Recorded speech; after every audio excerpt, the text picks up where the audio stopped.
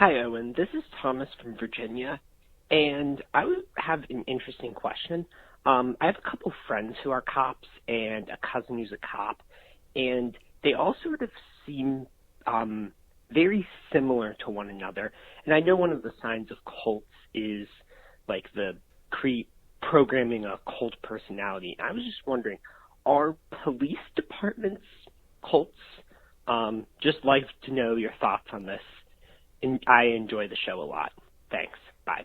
I would not say that cops are in a cult because that's entirely too broad. But something that you'll notice about the military is that it's like their stated goal is to turn you into what they want you to be, right? Let's just talk about the military for a second because it's kind of analogous. When you enter boot camp, their goal is to break you down and build you back up in their image.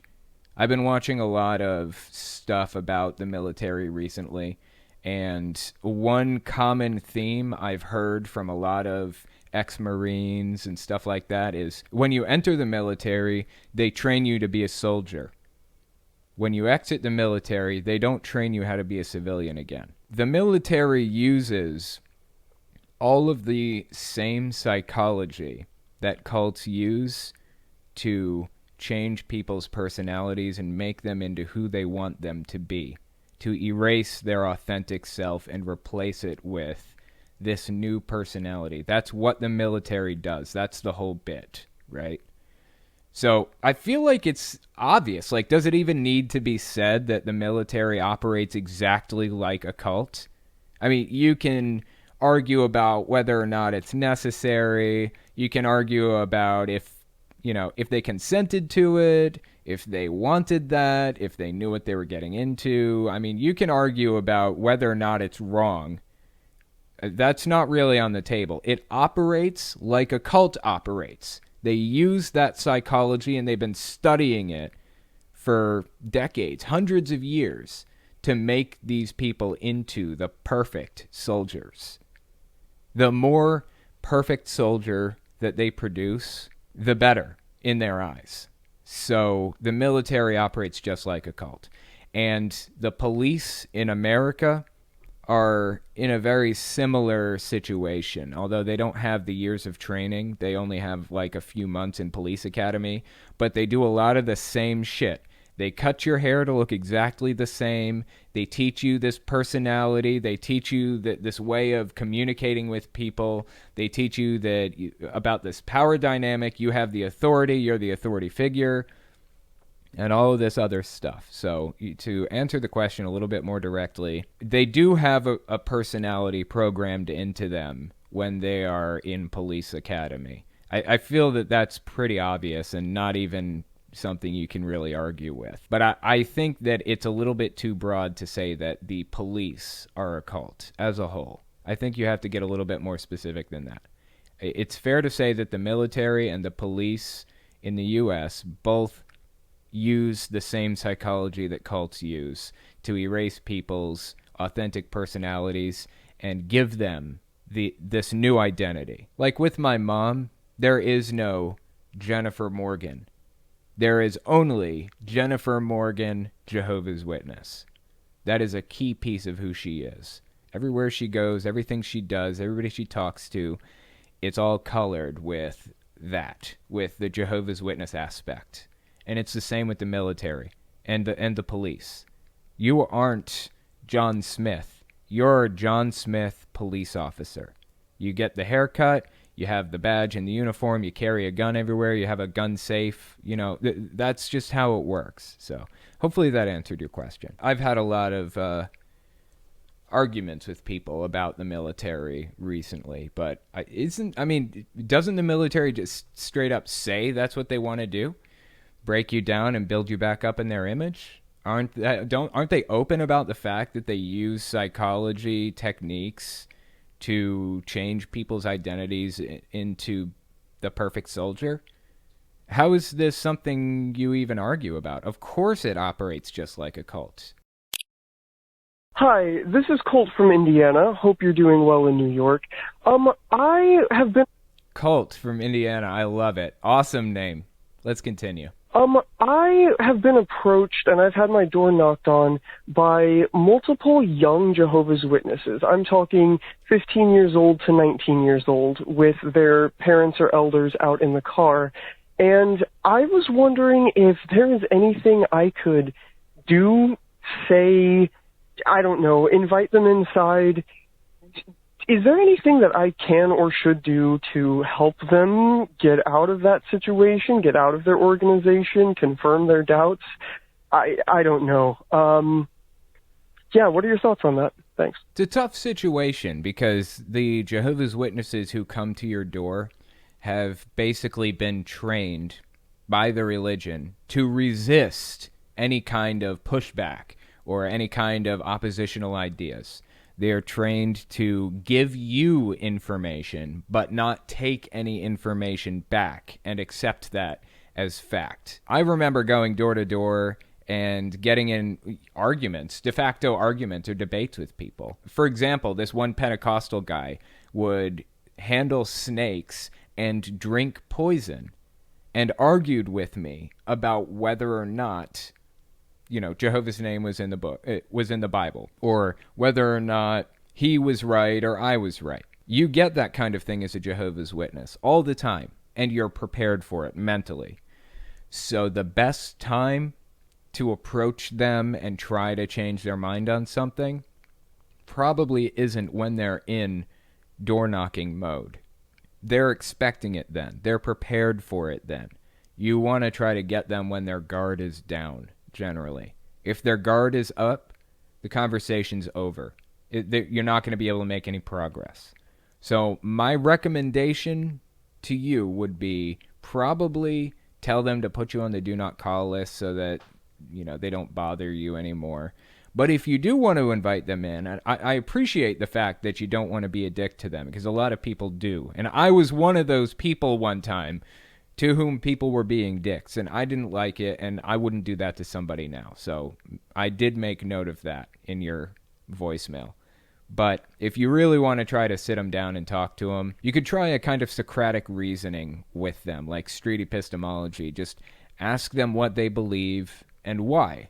Non-confrontationally. Like I said before, the moment their guard goes up, the conversation is over. They're not listening anymore. They've shut down, and they're not going to accept anything you have to say. So present it in a more curious way. Like, you want to know what they believe and why they believe it. If they're right, you want to be right too.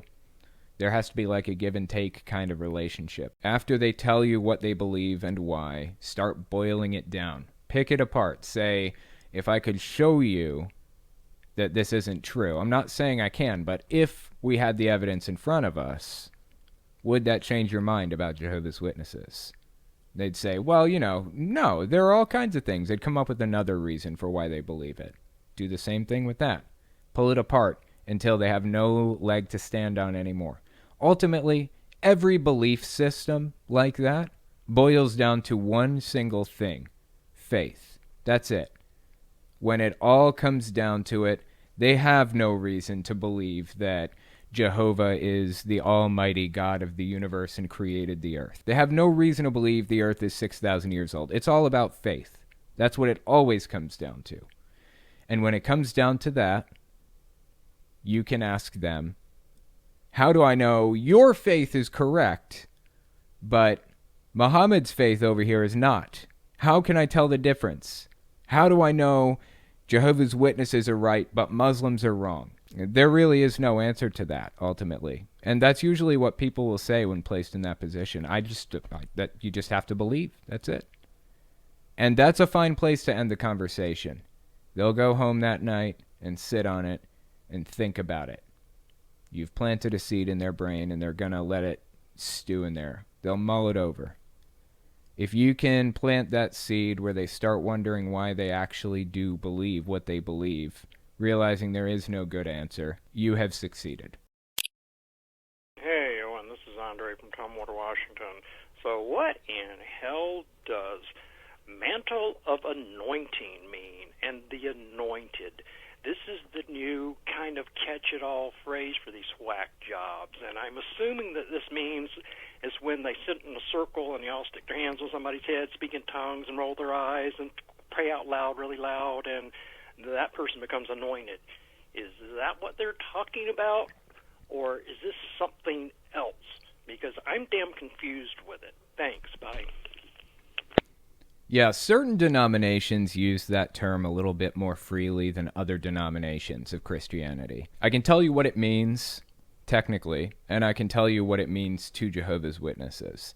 And maybe that'll add a little bit of context. To be anointed basically means to pour oil on your head. That's what they used to do back in the day, back, 6,000 years ago or whatever. They would pour oil on the person's head who was anointed, and it was a symbol that they were special. They were chosen by God. They had some special mission to fulfill in God's plan. With Jehovah's Witnesses, they believe that you can only have a total of 144,000 people who are anointed. And in their case, anointed means something very specific.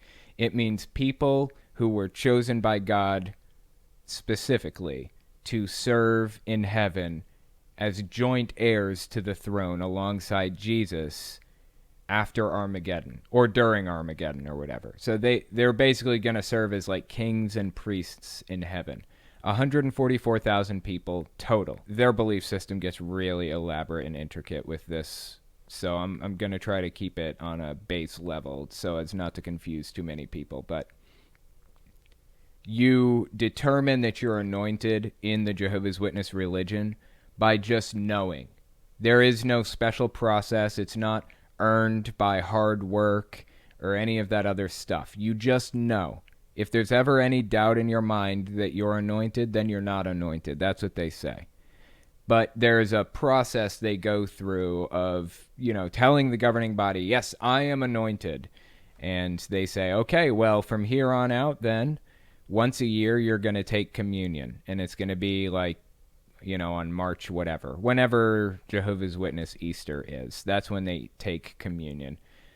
No other Jehovah's Witness takes communion. Only the anointed people. They have a whole bunch of extra beliefs that go along with the anointed people too. For example, they have this belief that Armageddon was going to come, the end would come before the last person from the generation of 1914 dies off. That person, whoever that person was, has to have been anointed before 1914. Before that person dies, Armageddon will come. That was their belief originally. Of course, it's been over 100 years now. It's been 107 years or something like that now. And here we are. That person is certainly dead. So how do they explain that? Simple. What they actually meant was anybody who was anointed during the lifetime of anybody who was anointed during the events that took place in 1914. That's what they meant. So it's called the second generation teaching. So anyways, to get back to the question, that's what anointed means to Jehovah's Witnesses. That's what anointed means in the Bible. Generally speaking, it means God assigned a special mission to these people. The biggest of Chungai, a lot of people in my city have radicalized to the point of openly talking about wanting to commit violence for Trump and how they do it. It's scary. It is fucking scary. And you know what? This is something else I wanted to talk about before I moved on to the article. I forgot to touch on this. This is another question I had from somebody. Telltale, how do you deprogram somebody who lives in a separate reality from you? This relates back to your statement. I was talking to somebody, a distant relative, we'll say, and they're a QAnoner, basically, right? So I kind of went into deprogramming mode, and I was just kind of discussing things with them politely, calmly. I'm not trying to rag on them or tear them down or tell them they're idiots or any of that shit. Not doing that. That's going to throw their guard up, and I'm not going to make any progress from that point on if that happens. So I'm trying to be real cool with them and just have a polite conversation, right? And I'm doing the street epistemology stuff, the deprogramming stuff, where I'm asking them questions. So when you do that with street epistemology, with the deprogramming techniques, you start with the claim. You find out what they believe and why they believe it.